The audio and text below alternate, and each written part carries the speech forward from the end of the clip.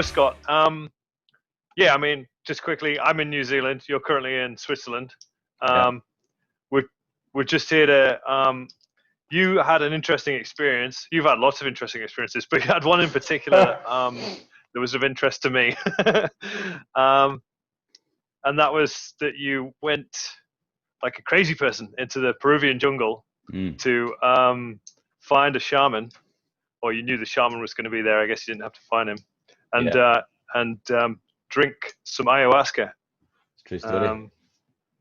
Yeah. So tell us about. I guess start from how did you?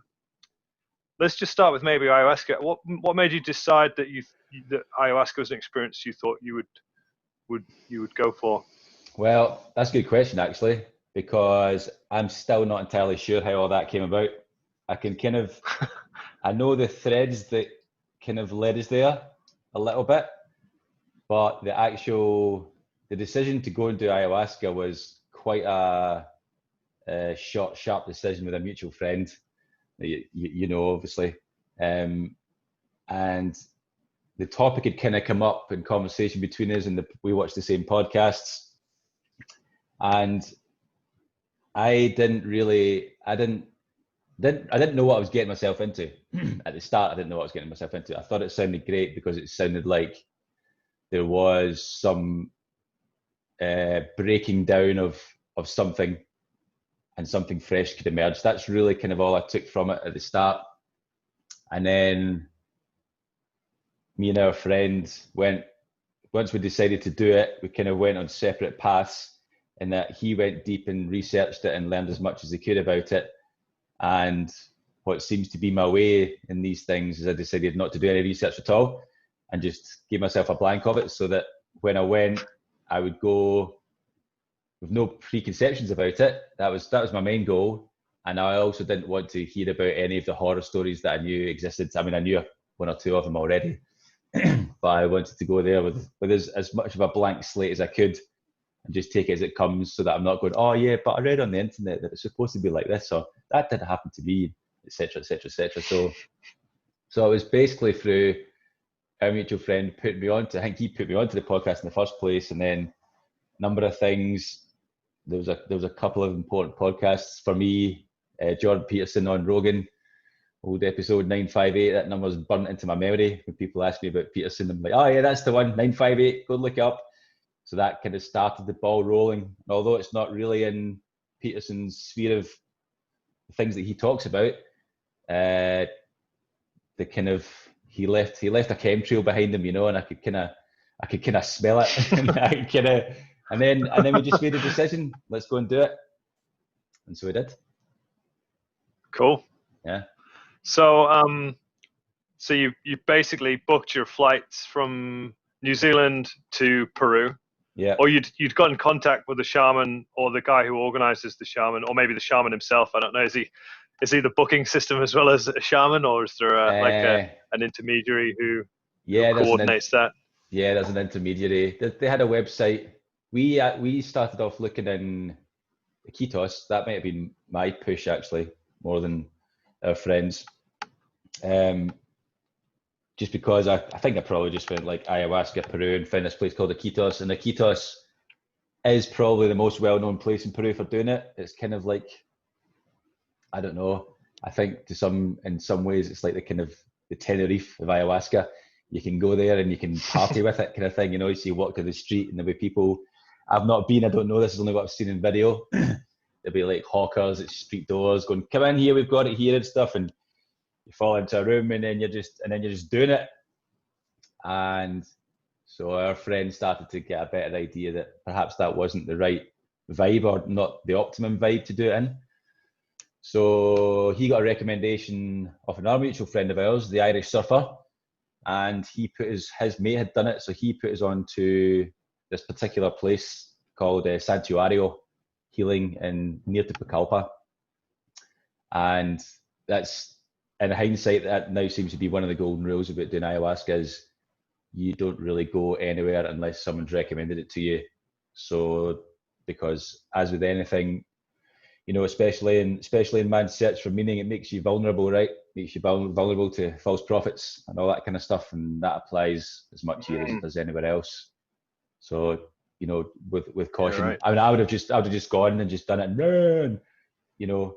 But I'm glad in hindsight that we did get that recommendation, and it was a beautiful, hearty place. Yeah. I've got to say that the preparation that I saw that you did to go and drink ayahuasca I was impressed by that. I was blown away because you had a strict regime in place for your diet and for your lifestyle, which was completely different to how you were normally living, wasn't it? Yeah, I mean, probably worth saying a little bit about my pre-ayahuasca character then. Like for years and years, I was a party animal, drinking a lot, smoking a lot, sex where I could get it, and so, you know, I was driven. I guess I was not driven by those things, but I was deeply hooked into those things, and the prerequisite for ayahuasca, like you say, is a strict diet. It's basically rice and vegetables. Even some fruits are not allowed. It's slightly wider than rice and vegetables, but that's what I remember eating basically for 2 weeks.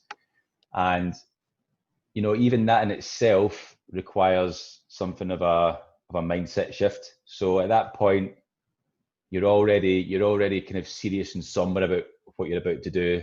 So, you know, in contrast to this potentially rolling off the street into a doorway in Iquitos or wherever, you're setting your intentions very early on, even though you don't know you're doing it. You know, I didn't really know what I was doing. I just knew I was okay. I'm going to do this. I'm going to do it right because it's quite possibly once in a lifetime. Didn't know what to expect. And again, like I really had no idea what to expect, and I certainly wasn't expecting what happened. I didn't realize it was going to go so deep to the very core of who I am. I really had no idea. Like I say, I stopped doing the research and all that. Yeah. What was your original question? I think I was rambling there. Yeah, no, you answered it. Yeah, it was your strict regime of I remember rice and vegetables, and I was like, whoa, Scott, you're not drinking and you're eating like some kind of super healthy guy. I was like, I was a little bit ashamed of my own eating at that point, but no, it was good. I think I think so. Leading up to, I think I'm interested to get into the kind of the core experience, but I think the story itself is quite interesting. And so you traveled to Peru, and then you arrived in Iquitos, and then the journey to get to the shaman had just begun. It was quite a journey, wasn't it, to get to the actual guy? So it wasn't Iquitos. Iquitos was the place that we ended up avoiding. But no, we got to Lima first, and our friend was already there, and so I arrived, and he was already on the diet, and I was on the diet, you know. So we went to a restaurant, and whereas normally if we'd went on holiday together, we'd have gone to somewhere and got a beer and cracked at the smokes and all the rest of it, you know. I think actually were we still smoking? I think I was smoking at the time, but certainly the beer was out, coffee was out, chocolate was out, and again, like the diet itself starts to set up the scene for what you're about to do.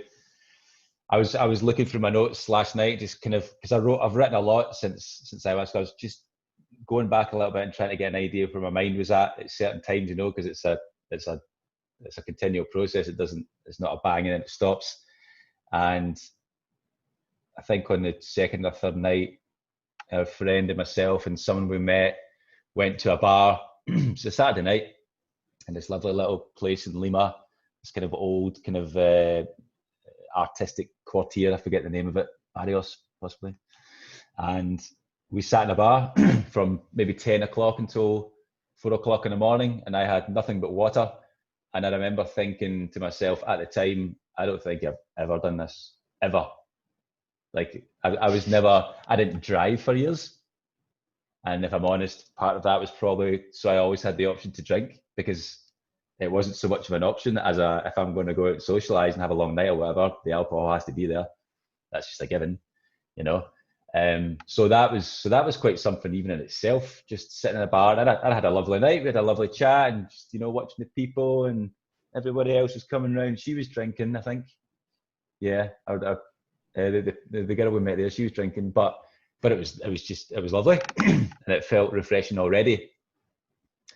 Yeah, so we spent a few days in Lima, and then we got an internal flight to Pucallpa, which is like, so Lima's right on the coast, and if you know the geography of Peru is really cool, right? So it goes like coast, the Andes, the jungle. I think that's you could probably pretty much sum it down to that. So it's a really unusual geography, man. So Lima sits in this like thin coastal strip.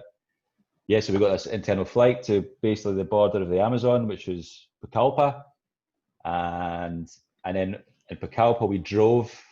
We got a jeep. We had a guide whose job it was basically to get us there safely, and he drove us in a jeep for 2.5 hours, and then from the jeep we drove to a riverside, and at this point it was a jungle river, and we got in one of these longboats, and that was another hour on the boat, and then it was a 1 hour hike. We got off at some nondescript port, or just a jetty, and then we hiked through the jungle, and then suddenly in this clearing there was the centre.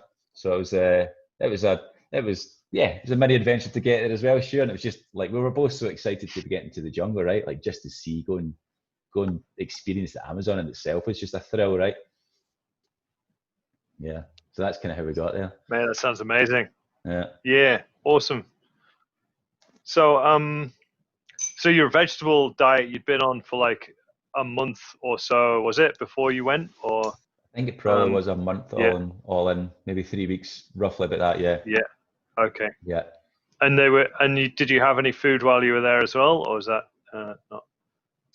I guess not really important, but just wondering what the center, what the setup was.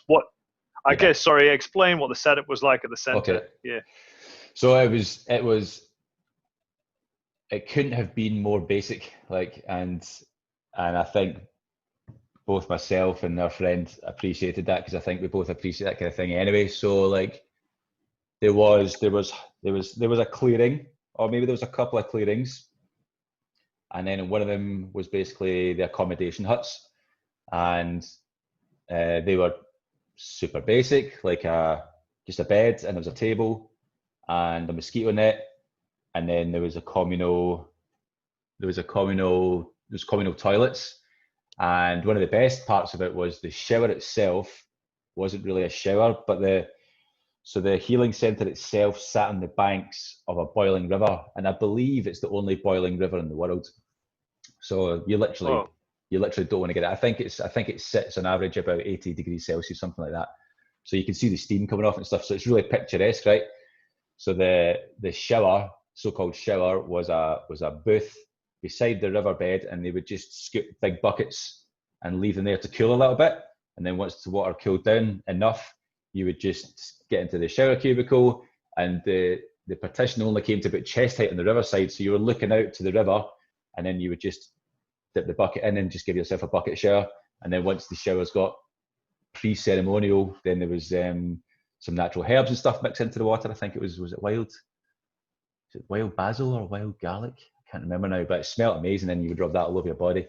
So the showers are amazing. And then, in fact, the best shower I had in my life was there, because it was just transcendent, right? Just standing there in the jungle and just pouring water over your head and looking at the river, and just fantastic. And then there was at the Maloka, the hall where the ceremonies take place.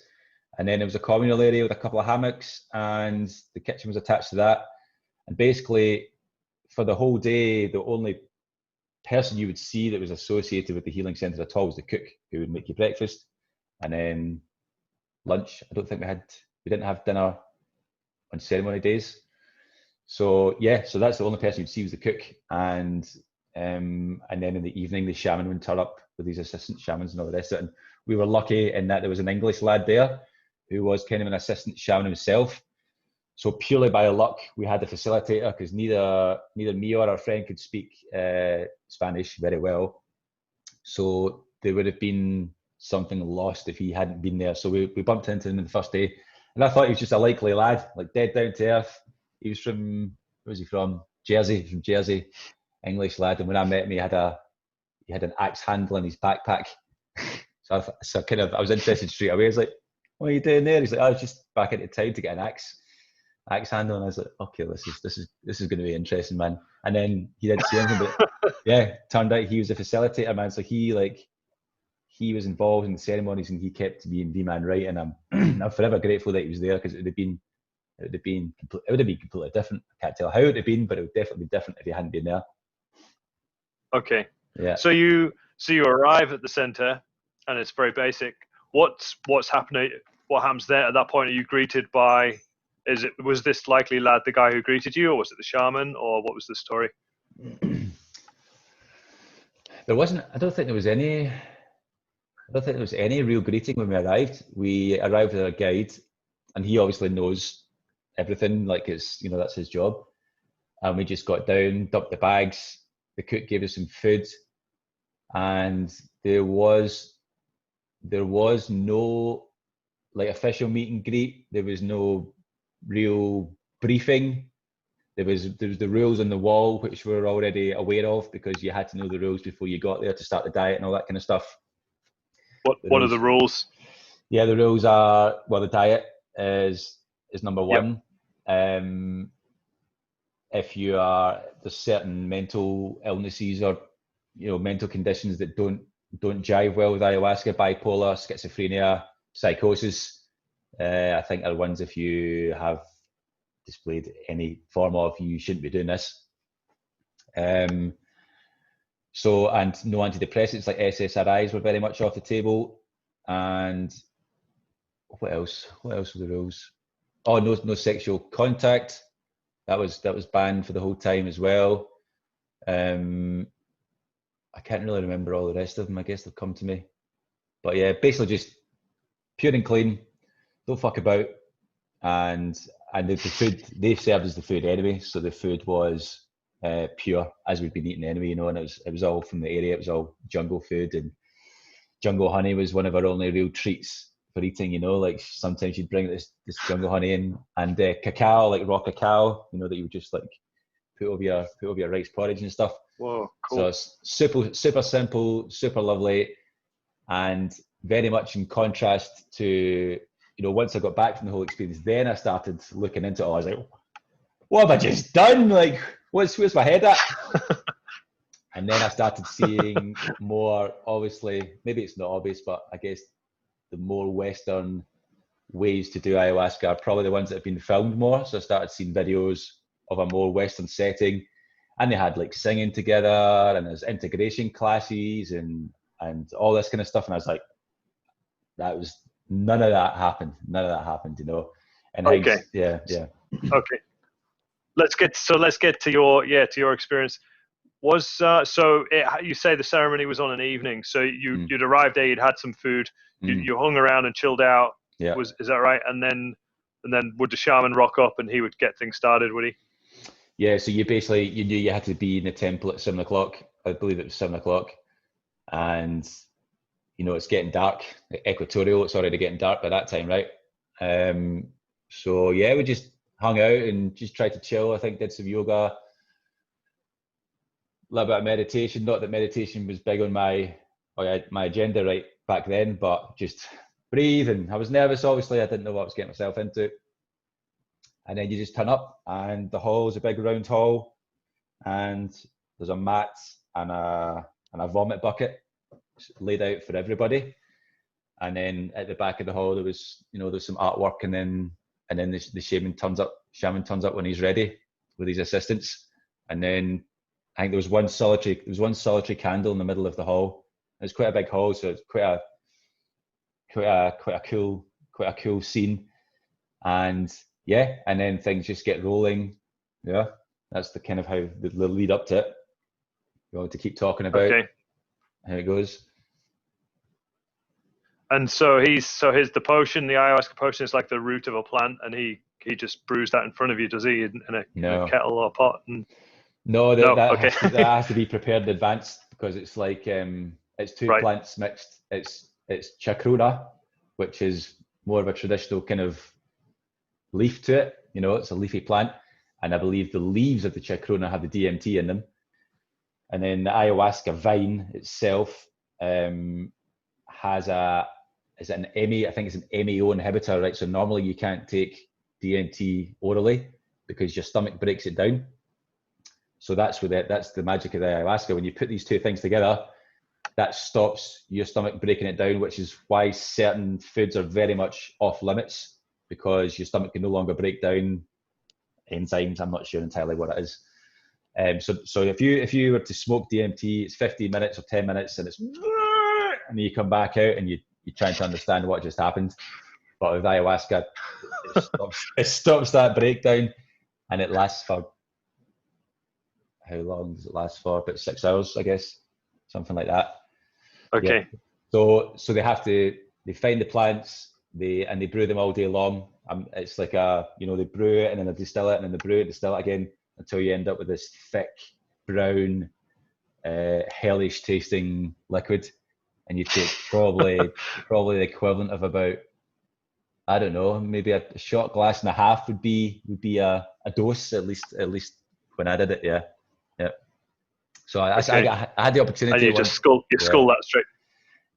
You try, because your body revulses against it the moment it touches your lips, and you realise, oh my God, this is truly disgusting. And I think I had a quick puke the very first time I took it.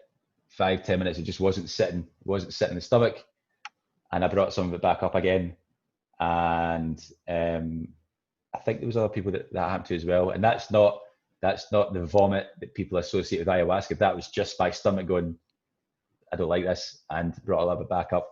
So I ended up having a second dose that first time. I think probably because I vomited some of it out the first time. So but anyway.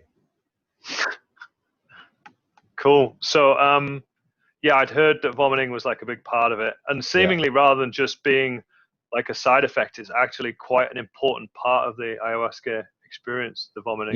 Yeah. And so you brought it back up, and did you then ask for some more, and you got some more from the shaman? Eventually. Was that it? No, I wasn't really. I don't think I realized at the time that the puke that I'd done wasn't a purge. We can split the difference there. So that was puking as opposed to purging. Purging is, we can get into it later, but it's more of a emotional based reaction rather than just your stomach going, this is disgusting. So I don't really think I clocked that at the time. And then basically for probably the best part of 2 hours, I was just kind of tossing and turning and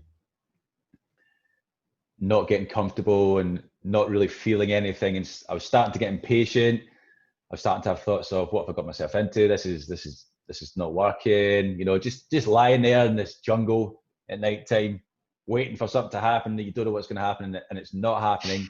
So this kind of impatience and stuff started to rise. And at one point I got up to go to the toilet, which was outside the hall, up a little jungle staircase.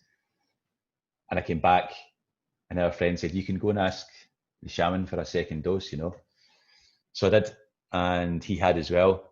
And what I didn't realize at the time was that the ceremony is a fairly set sequence of events, and it has a rough time period. They know how long it's going to take. They know when you're coming up. They know when you're coming down. They know what to do when.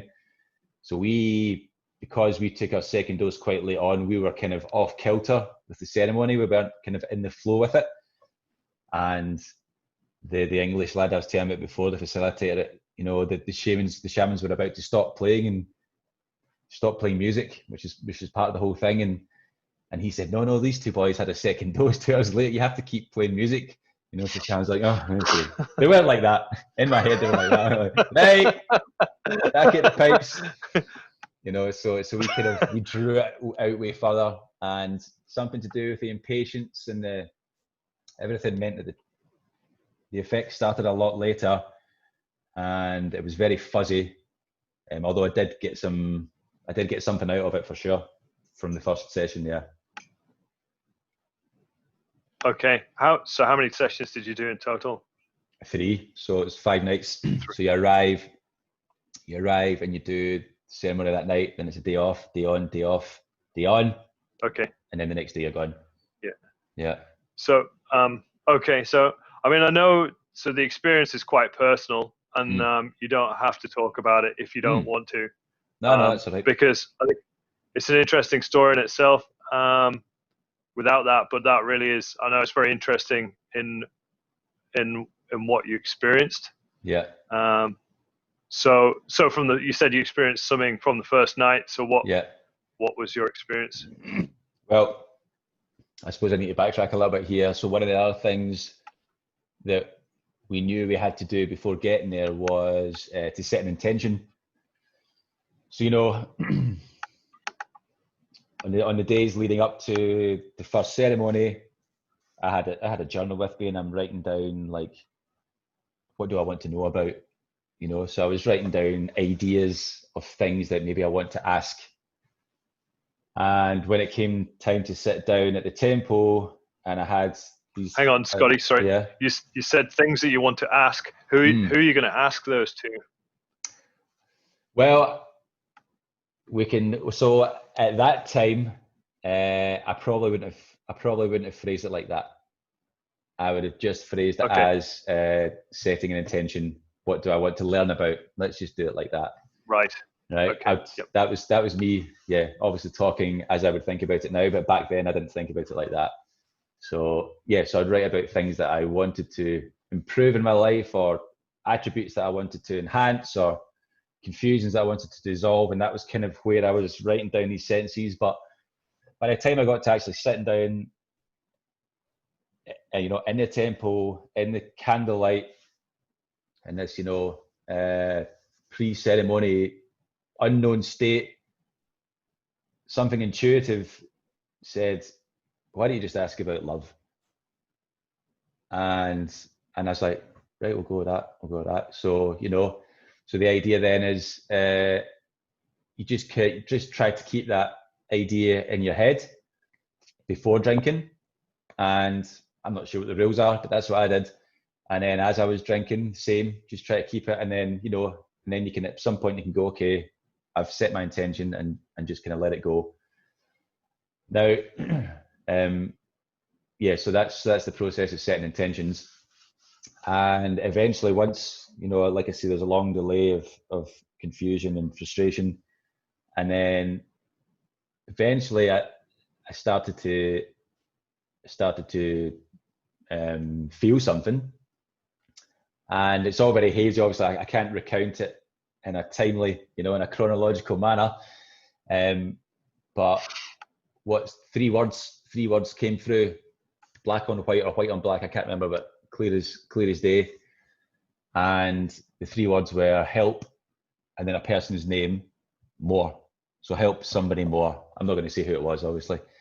And then, so that kind of sunk in a little bit, and I was like, this is while I'm still in the state. And I was like, okay, that makes sense. And then love was kind of displayed to me as a series of concentric circles with me at the middle, and then family around me, and then close friends around that, and then, you know, perhaps lesser friends or acquaintances around that, and then the rest of the world beyond that. And it was shown to me that my love wasn't moving out far enough. Some of it was reaching family, and some of it was reaching close friends, but probably not enough. And it wasn't reaching out to the farther concentric circles as much as it possibly could. So that was kind of shown to me. And then at the end of it, in my mind's eye appeared this massive gate, and it was all decorated with vines and lianas, and there was gemstones inlaid in it, stuff like that. And I saw myself standing at the bottom of this gate, and I looked like Indiana Jones, you know, like a video game, like standing in front of, or Tomb Raider, you know, standing in front of this big jungle door, big inscribed door, all the rest of it. And then a voice said, you can come in. I'm sure this was at the very end of it. You can come in, but you'll have to vomit first as payment, or as a sign that you're serious and you're prepared to walk through this door right now. So this was hours in by this point, and I was feeling weak and fatigued, So there's still some conscious mind still ticking away in the background. And I said, you know what? I said, I'm going to come back and see you very soon. So I'm going to choose not to walk through that gate today. So that's what I did. So that vision left, and then slowly I come round, and then, you know, the next day I was like, all right, I know how this works. I've seen it. I know the gate's going to be there, and I know tomorrow, or, you know, Wednesday, I'm gonna walk through the gate. That's not how that happened, you know. And it's another great example of never be too sure about what you know, because you keep learning that you don't know as much as you think you do. So that was right. Yeah. Wow. Hey, I found that really profound, Scott. The love expanding thing, and the close, your family followed by your close friends, followed by your kind of acquaintances, people who just could be friends, but maybe you don't see them so much, and then the rest of the world moving outwards. That's quite amazing. Yeah, it's amazing when you describe it like that, and it is profound, and it's something you saw, and it took. So all these things that you saw took several hours to happen. So I guess, were you moving from like place to place, or was it just thoughts coming through and that you were focusing on them for tens of minutes at a time, or is that what was I guess I know it's hard to describe, like you said, you're not really sure of the chronological order and things like that, but and it's hard to guess how much time in reality was actually passing, but certainly the initial flashing of that message seemed to only take an instant, you know. But it's like, you know, that way it's with many things where you can have a flash, but your conscious mind can dampen it down quite quickly, you know. But that's just a vision or a fantasy or whatever, and that part of you in that state has been weakened, so it comes through that all the stronger, you know. So that it only felt like it lasted an instant, and the loves, we'll call them the love circles. The love circles, similar. It was like a realization or a message, like a message. And then the Indiana Jones thing, the Indiana Jones moment, seemed to go on a little bit longer because there was a dialogue, you know. So there was something going backwards and forwards there. Like she offered me entrance, and I refused. Yeah. When you say she, yeah, describe the she to me. Describe the she. She is benevolent and ruthless. How did you know it was a she, first of all? It's just a feeling. Like I can't prove it to you, and I don't think I was aware of the expression Mother Ayahuasca until I got there. Maybe I'd heard someone mention it, but none of that had taken hold on me, and I didn't know it was a thing really. But then it feels, you feel like you're having a dialogue with a female entity, and I couldn't see anybody in my mind's eye. I couldn't see anybody. All I heard was a voice, you know. But it feels feminine, and then I think from that day on, as soon as we would reference it, Mother Ayahuasca was just the naturally adopted term that best fitted what we'd experience, you know. So yeah, that's how I know it was a she. Hey, that's cool. And so that this entity was at the gate, or was part of the gate, or you could just sense the presence near the gate, and she was trying to persuade you. Oh, sorry. Carry on. I was going to say she was trying to persuade you to puke, to do the purge thing, was it? And you were like, I'm not ready to purge. So you didn't physically, did you not actually purge at that point? Is that what happened? No, I didn't. I don't actually remember. So it's the whole purge process is centered around the gut, obviously. And I think for possibly most people, they tend to vomit. For me, it was the other end. So whenever I felt something, I actually had to physically get up and go to the toilet, whereas if you were vomiting, you could just turn your head to the side and vomit in the bucket. So I think it was more of a struggle, because you have to kind of pull yourself out the fog and find your legs again and stand up and navigate your way to the toilet. And the real world at that point becomes very ghostly. And because it's all dark, there's not supposed to be any light. because that interferes with other people's experiences. People that are, anybody that is walking about has like a torchlight in their hand, and it literally looks like spirits just floating about the place. So it's hard to get up and move, and then the jungle staircase is all moving across itself and everything, you know. So just like go get to the toilet, do it, come back. So that's. But I don't remember how much that happened on the first night. Oh no, there definitely was some, because I remember I went into the second ceremony scared, rightly, that I was going to shit myself, and actually took spare shots with me that day, which turned out to be a very good decision.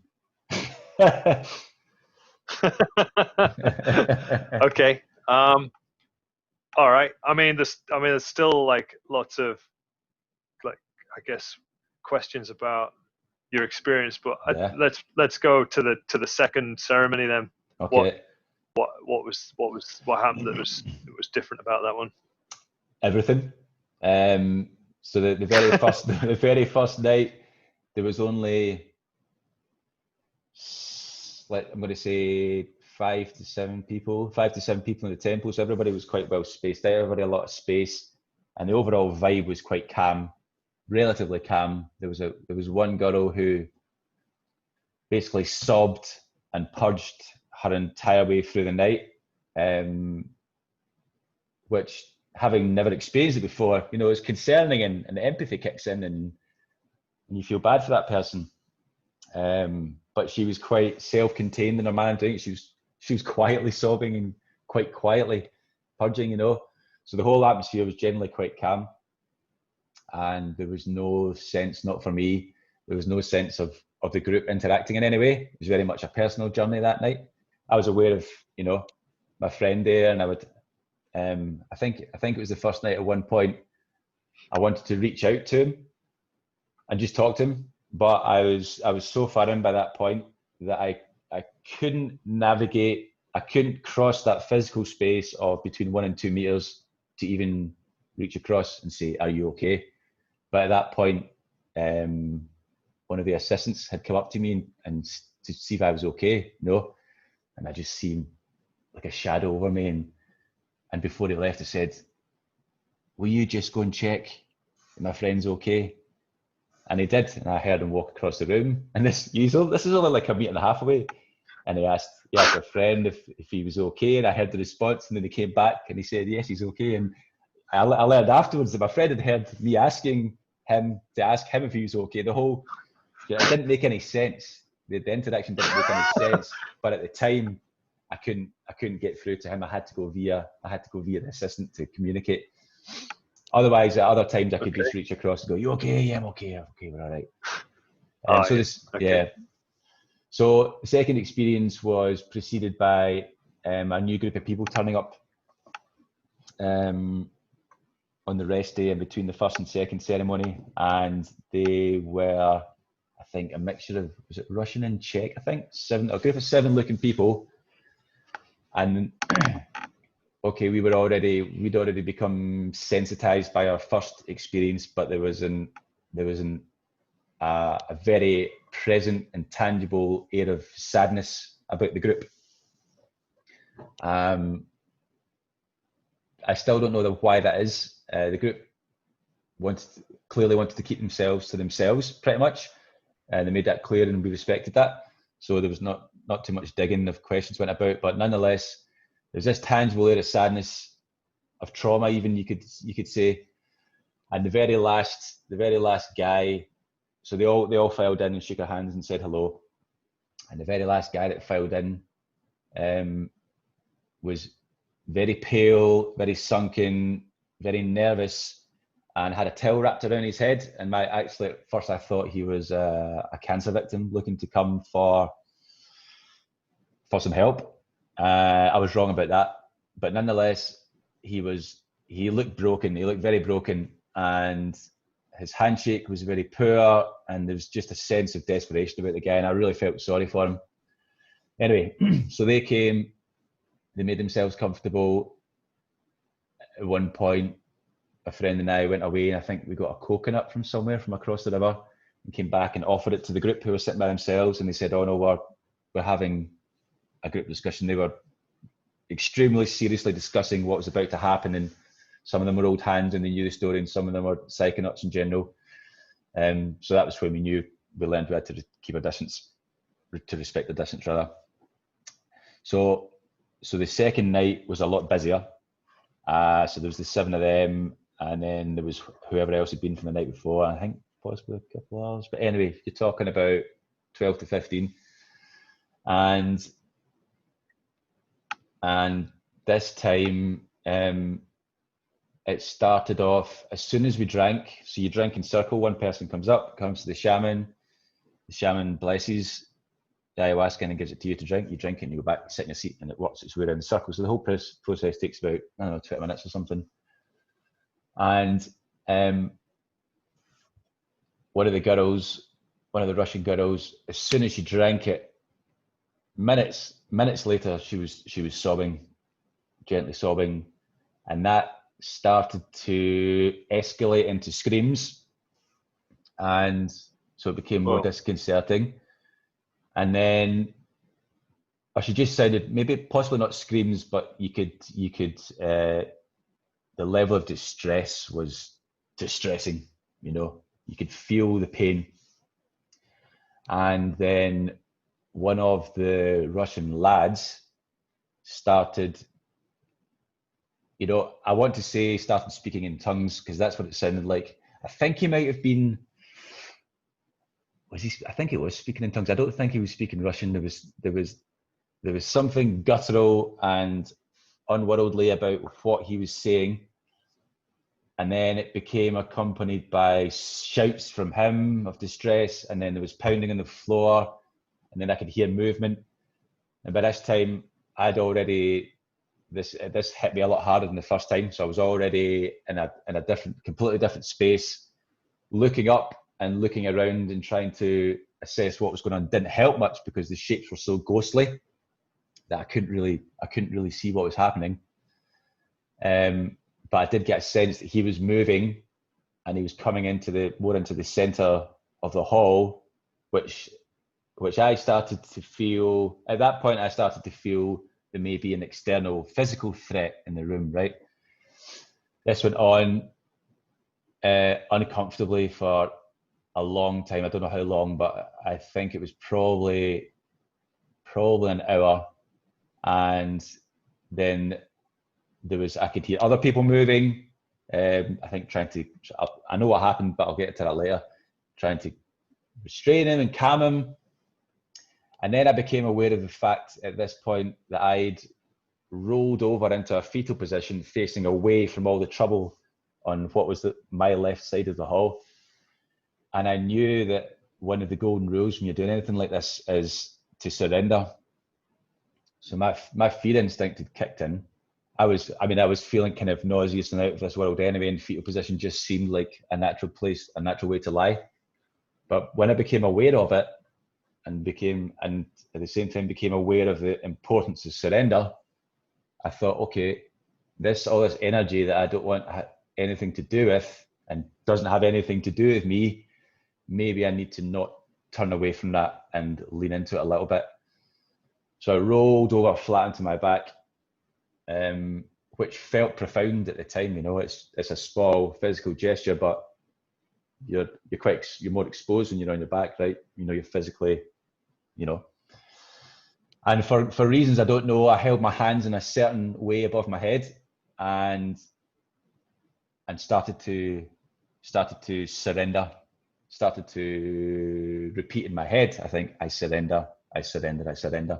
And again, it was just one of those intuitive things, you know, it just seemed like the right thing to do. And then, I do believe I'd stopped being afraid at that point. And afterwards, with discussions with my friend afterwards, we both had the same experience of feeling empathetic towards the whole side of the room and literally sending energy upwards to the top and raining down across that side of the room. And we both saw the energy in the same color, this is in conversations afterwards, and we both had a fairly similar experience of sending the energy up and across, because you're now in a realm where that seems like the most helpful thing you can do. That's probably the best way I can think of to describe it. That seemed like the best way to help at that point in time, was to see if you could push good energy across there, and it was green, and I suspect it was green because of the links to nature. I'm not sure, but that seems to be, when I think about ayahuasca now, I think about it in blues and greens. So, so that happened. And then I think because I'd got over that hurdle, but I was just, at one point I said to my friend, I said, this is quite scary, and how many in his classical easygoing ways, like, she was right. And that helped, man, We'd spent the whole. So this is this girl and this guy screaming at the top of their lungs. Yeah. And you're kind of, I guess, tripping balls a little bit. Yeah.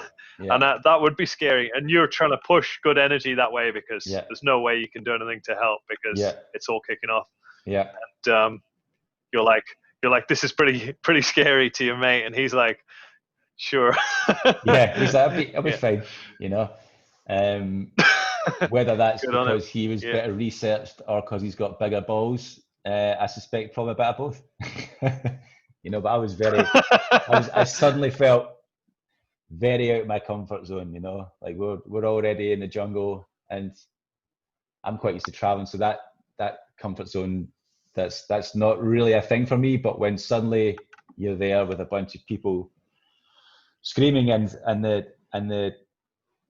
the guy who's having the most pain, the Russian guy who's having the most pain, in my head was a demon. There was a demon in the room, and if that's not scary, then I don't know what is, to the extent where my friend at one point, his way of helping, he definitely has bigger balls, was to challenge the demon.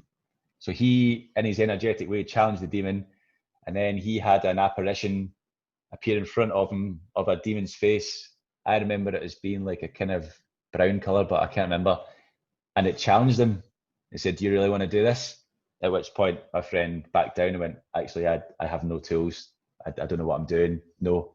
And probably sensibly, denied the challenge when it came down to it. So I think. Sorry. Let me just.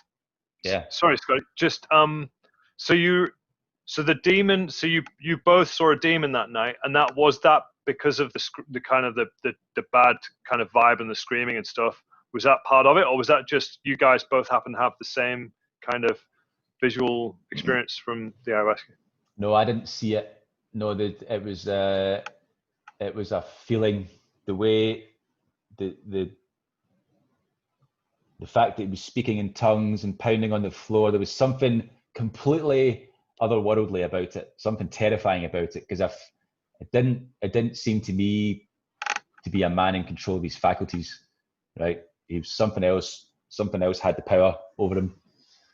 So for me, I was like, I can't explain it any better than a demon. So I felt the presence of a demon, whereas also recognized it and then challenged it. Then it manifested itself in front of him, and I don't know if his eyes were open or not. He saw a demon's head offering him that challenge, and So that's kind of the way we experienced that.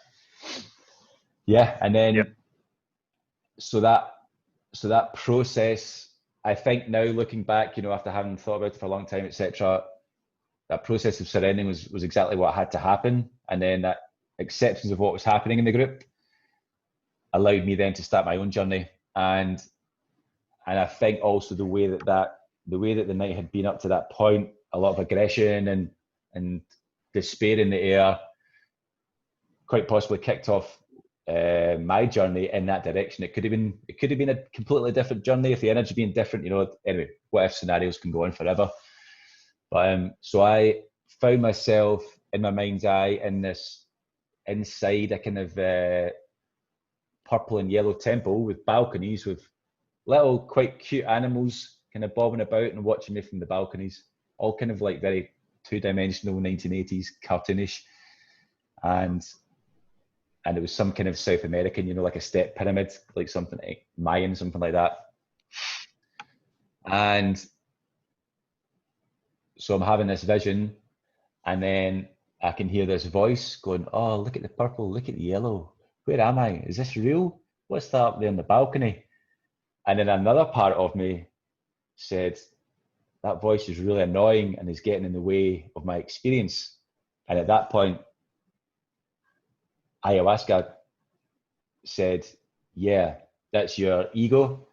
She said CEO at the time, as in Chief Executive Officer. She said, that's your CEO, and you'll have to get rid of it. And I went, that okay. I said, "How am I going to get rid of it?" She said, "Well, you're going to have to shit it out." And I was wearing. Sorry, mate. No, it's just a brilliant expression. You're going to have to shit it out. You're quite right, and I believe that's how it came through. And I was wearing ceremonial whites. I had white linen long sleeve top on and a white linen long sleeve bottoms, and I actually had an ayahuasca necklace on that I'd bought from one of the Indians around us the day before, and I've been clutching that white knuckled in my fist during that whole terrifying, first however long that was with the demon. Where was I? Oh yeah, so I said, "Oh, okay, I'm going to have to shit this out, huh?" I said, and I was setting myself up for a fall. This is probably the way it was supposed to have always been. I said, "Can I go to the toilet and do it?" She said, "No, you have to do it here in the temple." And I was like, "Oh, okay, let me think about that for a second." And I felt like I was putting her on a hold. I was like, "Just give me a minute to think about that," And she was waiting for my decision, And I came back and I said, "Okay." And I should probably tell you a little bit about the diets, as we talked about, is very pure, very clean, all from, especially where we were in the jungle, all from everything that's around us. Like you couldn't wish for a better diet. And for some reason, despite that or because of it, going to the toilet was a very watery affair. Number twos were a very watery affair. It just came out, no trouble at all, wipe, done, gone. And that had been the case for 2.5 days, since we got there. And 2 days, yeah.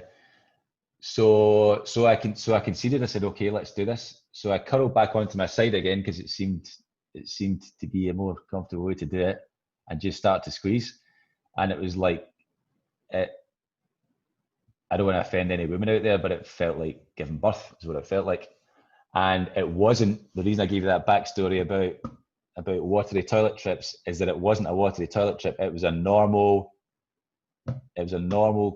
Yuletide log, and I had to squeeze and squeeze and squeeze and breathe and squeeze. Hang on. Oh, I see. I was going to say, why did it feel like giving birth? It was because it wasn't coming out very easily. Is that what you're saying? It wasn't coming out very easily, and right. And there was more. There was a profoundness to it, or there was a realization of this is what I have to do, and this is what I have to do. So there was a profoundness attached to that whole action, right? So I got it out, and I'm lying there, and because there was so many people in the temple that night, the nearest person to me was only about 40 centimeters, 50 centimeters away, and I'm just casually lying there doing what I was doing. And then so got to the end of that process, and I felt slightly elated, but I still felt that voice was there. So I was like, right, I'm going to try and vomit the rest of them out. So I got over the bucket, and I was trying to heave, and this is the purge. This is the essence of it, I think. Right, I had it all in my gut, and I was just trying to heave it out, just push it. I didn't want it anymore. I knew at this point I realized that it was something I needed. I didn't want in me anymore. I didn't want in me anymore. I wanted it out. So I pushed, and I tried to heave, and I couldn't get it out. And I remember audibly saying into this vomit bucket, It's like, I know you're still in there. I'm, you know, in a decontextualized moment, I would have looked like an absolute madman. I was just into this vomit bucket, but I know you're still in there, and I want you out. But I couldn't get it out. I couldn't get it out. So I lay there for I don't know how much longer, and then at some point, some kind of sanity kicked in. I was like, I should probably go and clean up, you know, before I make a mess. So I left and I went up to the toilet and stripped down, and I was, you know, from the waist down, I was a mess. Hang on. So you've done this massive poo that was really hard to squeeze out in your underwear, and then you've gone to the toilet Yeah. So you tried to vomit while you were just, I guess, in your own poo, and then Yeah. back, mate. It sounds like an awkward situation, and you're in the middle of the jungle. Yeah, it's not at the time because you're thinking in such a different way. And the whole idea was trying to get rid of this logical CEO ego questioning, whatever you want to call it. And that's the very voice that would go, oh, but he's next to you and you're in the middle of the jungle, it's dark, and my God, you've just put your pants. So all that wasn't present for a while. And then it's, you know, and then at some point a gentle sanity just said, you should go and clean up now. You know, there was nothing negative about it, just go and clean up. So I did. So I went up to the little booth, just a stall, and stripped down to nothing. And I was a mess. And then from somewhere this fury started to build. And there was something very cathartic about cleaning my legs. So I was just like, getting handfuls of toilet roll and scrubbing my legs and going, get off me now, get off, I want you gone. And so I went through that process, and it was an even deeper realization of how important it was for me to get this out. I didn't really fully understand yet. I'm sure I still don't, but I knew it was important. And then the climax of that whole thing was, the fury had built so much, I was all tensed up, and I looked into my fists and I started to roar like I've never roared before in my life. People talk about primal scream, right? It was a primal scream, and I was now trying to exercise it via my voice, right? And as I stared into the knuckles of my hands, a little eye opened up in both knuckles, like a little demon's eye opened up both knuckles and just stared right back at me. And I just screamed into those eyes. And then at that point, with the most amazing timing in the world, the English facilitator just opened up the curtain, and I've just roared, right? And everyone could hear it. The whole temple could hear it, because it's just, you know, it's quiet as jungles get. And he just opens the curtain. He's like, "You're right, mate." And I was like, and I shifted dimensions in that moment, you know, and I came right back to reality, and I looked at him and I looked at myself, still covered in shit and still butt naked, with no trace of shame. And I was like, yeah, I think I am now. I'm glad you know, and I was happy that he turned up then. And yeah, so he's like, right, well, let's get you cleaned up. He's like, we'll clean those clothes for you. They were in a pile on the floor in the toilet. He's like, we'll get those cleaned up for you if you want. And I was like, nah. And there's still fury in me. And I was like, nah, I'm done with them. And I crumpled them all together and put them in the bin. So he led me down to the shower. So we're up in the hill a little bit, and the shower's only like 100 meters away, but it's down at the riverbank. So it's down a little bit. And as he's leading me through the jungle, I felt unbelievable. I felt free and light and connected. And then halfway down, all these kind of like big butterflies, like as big as your hand, or moths, I'm still not entirely sure, were kind of bothering him, flying around him. And I was like, what's going on there? And he's like, oh, there's all these butterflies. And for reasons I still don't understand, I stopped and just spread my arms, still naked and still covered in muck. And all these butterflies just all landed on me, all more or less at the same time, and just stayed there. And then I screamed again. I gave this roar again into the jungle, you know, and it felt like victory. That felt like victory. And then my ever calm facilitator was like, right, we've just managed to calm everybody down. Don't be doing that again. I said, I'm sorry. So I went down, got cleaned up, which felt amazing. And then got new clothes on and went back to the temple, and I got back and I went straight to a friend and told him the story of what had just happened. And then as soon as I lay back down again, ayahuasca reappeared in my consciousness, not visually, just was there, and said, right, you can't be telling the story like that. So we had this long backwards and forwards, and it was about I just told the story to my friend like it was a cool story to tell in the pub. And ayahuasca wasn't happy about that and said there's way too much ego in that story, and you're not ready to tell the story yet, so don't tell it. And I was like, okay, I understand. And this felt like it went on for quite a while. And then once that was all over, I kind of started to come back around again, and the physical world started to be more important or present again. And then I truly realized where I was and what I was doing for the first time. You know, I was like, this is a center of healing, and these are not some weird 2-bit psychedelic snake oil salesmen that are here. This truly is a center of healing, and it's been like this for thousands of years. And that realization all was just so present, or it just all hit me. And I didn't know I didn't know I'd been going to a healing center. I thought I was going to a camp in the jungle to take ayahuasca, and it wasn't until then that it really all started to fit together. And then I saw the English facilitator for who he truly was, and his role, and he'd been a carer in a previous, you know, role in life, and he very much brought that with him, and everything just kind of started to fit together. And then I spent the next hour smoking ceremonial tobacco as part of the ceremony, and smiling, basically, just sitting in the darkness, smiling and having gentle chuckles with myself, and just feeling this amazing sense of relief, because the voice that had driven me and dogged me and controlled me and driven me to the edge of despair was temporarily not perhaps gone, but severely weakened. And more importantly than that, I'd seen the separation of it from self, which now meant I could deal with it as you deal with any other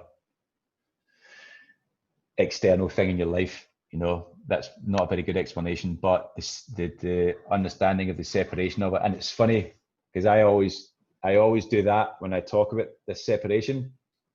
And I saw a video not long after the whole episode of Peterson, when he talked about Jordan Peterson, when he talked about his moment of ego break, and he does exactly the same motion with his hands. And I was like, that's nuts, man. Like, it just, this intuitive. Anyway, so that was the end of the craziness of the craziness and the healing of the second night. And then some people stood around to chat and all the rest of it, but I felt more like I wanted to be on my own. I think there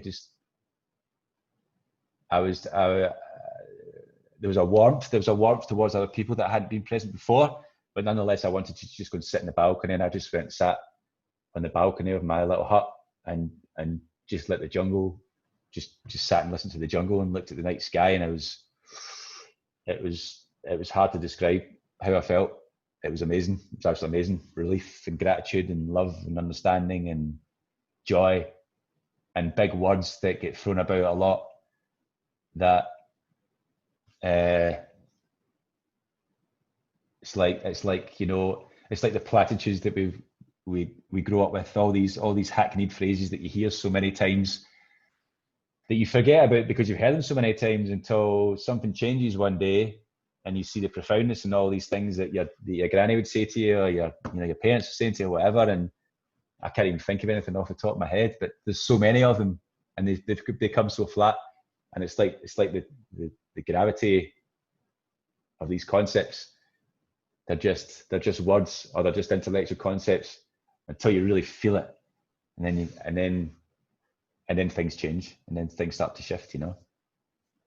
Yeah. Yeah. I mean, it sounds like an amazing experience, and I think words are probably they're definitely a poor way of conveying, I guess, the experience of what you have, of what you've been through. I could try an interpretive dance, but I don't think that'll go much better.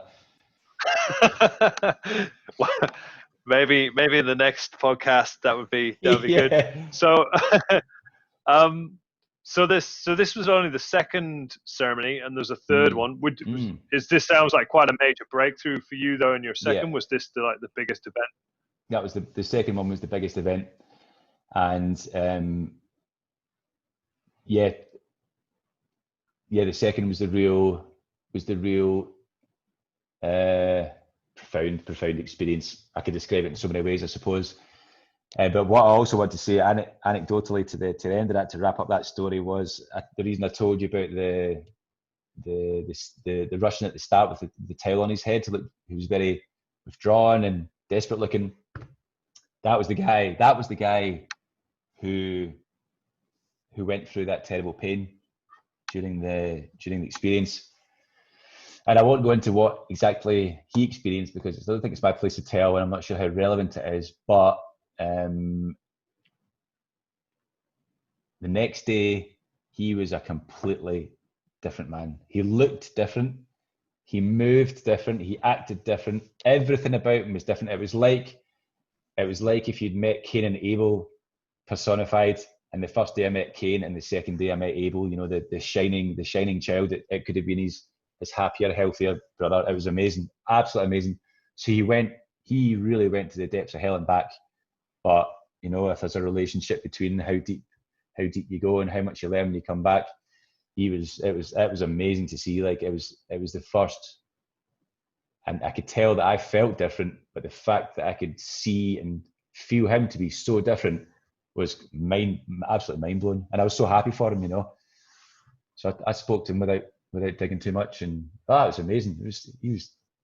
Transformation was complete, absolutely complete.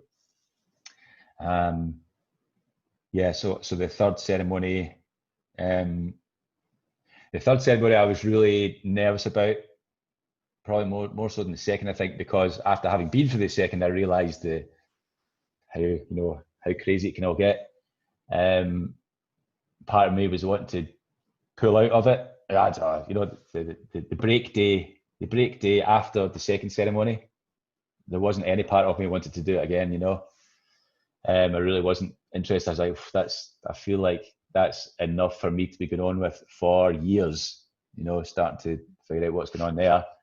So I was praying. So I wasn't interested. And then by the time the third day came around, that subsided a little bit, and I was praying for a more gentler ride, and that's what I got. And all I really remember about that third experience was being led by the hand through a psychedelic garden, and just basically going for a walk in a psychedelic botanical garden, just looking at the plants and just chilling out and feeling. I kind of felt like I was holding the hand of something bigger than I was, like a child to mother kind of relationship. And I was super grateful when I came out at the end of it, that it was just gentle, and it was loving, and it was that's why I said at the start, Mother Ayahuasca is both benevolent and ruthless, right? So she kicked my ass, and then afterwards she just went for a walk through the garden with me. Yeah. Right, that's amazing. That's like quite incredible. That it was, I guess that, so the ayahuasca had kind of brought out the fact that you had this ego that needed to be got rid of, and then when you had the experience of doing the thing that told you it was going to get rid of the ego, and you did it, that you then felt heaps better about it and kind of really relaxed. Yeah. Yeah, there was. Yeah, because I remember when you came. Oh, sorry. No, I was gonna say when you came back. The delays kicking our ass here. Yeah, when you came back, you were like, you're all about giving out the hugs, which I thought was awesome. You're all about. You were like, oh, I never really gave out hugs before, and I was like, oh, I'm cool with hugs. So it was like a new sort of like aspect that I saw. That was yeah. That's funny. I Was thought that the most just to see? Was that the most prominent, or was that the thing you noticed first, or perhaps the only thing you noticed? It's like, oh, that's a change. Well, I think you're right. It was like the first time I saw you. Yeah, I mean, after you see your friend for a while, you can like hugging's not acceptable, right? Yeah. I'm not going to hug my colleague who I see at work every day, but which is like a shame. I'm saying that's the right thing. Yeah, I don't know. I just thought, I think you mentioned it was the fact that it was interesting because I don't know. If somebody goes for a hug, I'm happy enough. But yeah, you mentioned that it wasn't your thing normally, but you'd embraced it, and I thought that was interesting. Literally. Embrace the embrace. Yeah. Yeah, and so the other kind of long lasting transformations you had from ayahuasca was basically you stopped drinking completely at that point, didn't you? About a year ago now, I was almost off it, and the thought process behind it, I honestly not entirely sure how it went anymore, but I remember the moment that I realized I wasn't really committing as much as I needed to, and I guess it was about a year ago, and I was having a beer. I think I was on my second bottled beer, and there was a pretty girl there. I was at home, but we were having a little party, and there was a pretty girl there, and I wanted to impress her. And I told her the story. I told her a story that I knew I shouldn't tell her. And then I said some comment with my beer literally at my lips, like, yeah, I'm like thinking about giving up drinking. And something crashed inside me, and I had to leave the room. I couldn't be around people anymore, and I had to go and put myself in my room, and I paced up and down my private space, and I was like, right, what just happened there? And I realized that story, actually what I was telling you about before, that ayahuasca told me not to tell that story because I didn't know how to tell it properly, or I was telling it with too much ego. That's the way I told it to that girl. And then the hypocrisy of standing with a beer to my lips going, yeah, I'm gonna stop drinking. Those two things, just I didn't feel it happen. All I felt was the resultant crash and this shame. I think it was shame. And then when I got into my private space, I figured it out, and they were all worried about it. They were like, what the hell just happened? And once I figured it out, I told my friend, I was like, oh, it's like this and this is what just happened. And that was when I put down, not entirely. I had a couple of leaving nights and stuff, but I've been 100% sober for 6 months, and the previous 6 months was basically special occasions only. Yeah, so that kind of yeah, right. That was the break, and I don't, and a lot of my friends back here still drink a lot, and I don't feel like I've done anything amazing because there is zero temptation to drink. It's not like all my other vices where I still have to fight them on a daily basis, you know. The temptation to drink just disappeared, and I realized for me the futility of it, and just decided to remove it and then start a new baseline and see where we go from there, you know. Yeah, I mean, that's worlds apart from your previous life, where I mean, I know you as being like, yeah, being just as drunk as me or anybody else at the party. Were there any other like kind of quite profound life effects that you had from the experience? Oh, obviously, yeah. Loads. Let's leave it at that. Well, I wrote down a list in preparation for this. I thought I'll scan my old notes, and then I thought maybe I'll just scan them, but I ended up starting to write, and I had a funny feeling you might ask something like this. So, because, you know, we could talk about any of these things, but does it suit you if I run through a list of things that I wrote down last night that seem to kind of fit this question? Yeah, go through them. I don't know how much more time I can spend because I've got that's to all right. hit the stack soon. But but could definitely go through the list. Yeah, that'd be good. So I'll just run through them, and then you can pick up on anything you want to talk about, anything you find interesting. So under the header concepts, I put only ego. Under the header all due to connection, I put this. So this is things that I feel I've learned more about, or become more aware of, or all of those things. Well, like I say, all due to connection, love, gratitude, humility, people, nature, peace of mind, the self, creativity, habits, diet, intuition, compassion, forgiveness, presence, awareness, and soul. Under the heading reveals, so more darker things, I put fear, death, desire, music as interference, which is a bit of a curveball, movies, and then under new interests, I put possible reality, spirituality, consciousness, yoga, meditation, mindfulness, discipline, psychedelics and history, wisdom, the occult, philosophy, religion, cooking, painting, drawing, health, and truth. So that's pretty much, that's 2 years now, 2 years since ayahuasca. And about a year ago, there was Vipassana, which also helped to develop other things. But that's basically what I've been thinking about and what I've been considering and reading about and trying to apply for the last 2 years.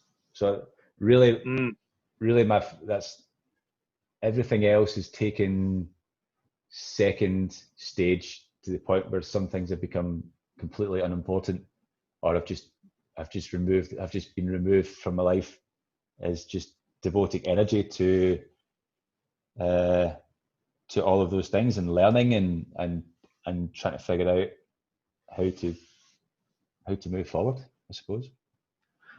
I guess for the purposes of people who don't know you, who might be watching this, you'd been like me. You were living in New Zealand for like quite a few years. At least 10 years, was it, or something around that time? If you include the traveling at the start, 7. 7. Okay, the best part of 10 years. Yeah. And and so you went and did ayahuasca, and maybe it was to do with that, or maybe not. But you've since quit your job in New Zealand and moved back to Switzerland, and I guess that's quite a major upheaval. Yeah. And do you think ayahuasca had an involvement in that as well? Or? Yeah, certainly. It's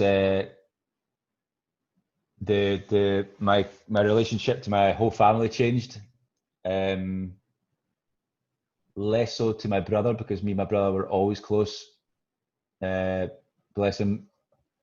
Although the honesty increased, and I realized some things about our relationship that I could then deal with and explain to him why I'd been like this sometimes. So yeah, I guess that brought us tighter anyway. Changed my relationship to my father completely, and strengthened the relationship to my mum, and also brought the importance of family very much forward in my list of priorities. And I had a visit back, and I only saw my mum for 2 days, and I was in a high state of sensitivity at that point, and it wasn't a great 2 days. I was having trouble keeping it all together. And then as I came back, I was like, see my mum for a year for 2 days, and then don't see her for a year, and then I see her for 2 days, and then it doesn't go well. Everybody's getting older. So there was an internal push that took a long time to manifest, to spend more time with family. And that's where I've ended up. I'm living with my mum again for the first time in 20 years. And it's nice. It's nice, man. It's nice to be around, and I see my brother regularly. Seeing my brother used to be a treat, like Christmas. That's about how regular it would come around. And so I try not to take that for granted, and I'm happy to be back while everyone's still got their marbles, and just make the most of some family life, Yeah. Yep. Yeah, makes sense. Cool. Yeah. Hey, I mean, it is an amazing story. And you hear lots of other stories about it. I mean, yeah.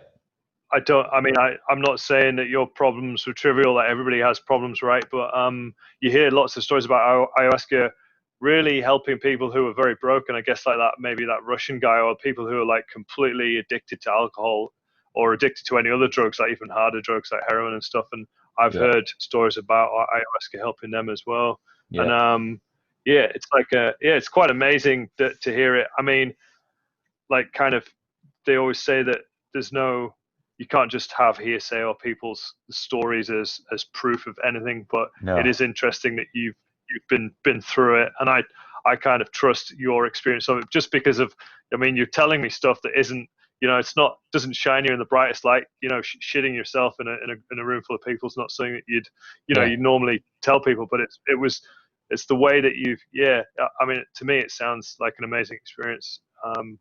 And I think it's important. While these drugs are banned, I think it's quite a shame, really, that there can't be more research done on them and more people taking them more seriously, because it could be, rather than them being on antidepressants for years. Not that I'm saying antidepressants are bad or anything, but like, if they were to do something like this as a one-off.